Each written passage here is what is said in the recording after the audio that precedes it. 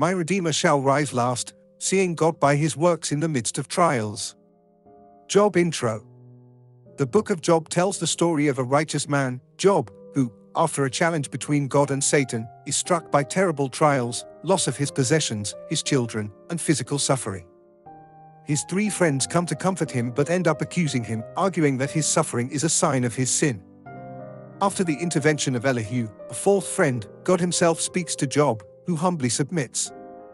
The book ends with Job's restoration of prosperity and longevity, affirming that one must trust in God's wisdom despite the lack of an explanation for his suffering. The prologue, chapters 1-2. The heavenly challenge. The story begins with an exchange between God and Satan, in which the latter claims that Job's piety is merely self-interest corrupted by his prosperity. The trials. God allows Satan to afflict Job, taking away his wealth, his family, and his health, but preserving his life.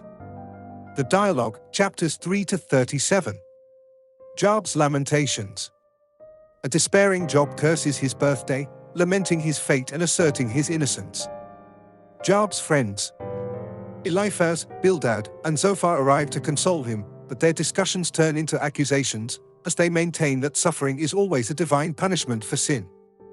Elihu's intervention. A young man, Elihu, offers a new perspective, suggesting that suffering can also be a means of divine purification or correction. The conclusion, chapters 38-42. God's response. God addresses Job with numerous questions, reminding him of the greatness and wisdom of his power. Job's submission. Job recognizes God's incomparable wisdom and submits to his authority, accepting that he does not understand his ways. Job's restoration.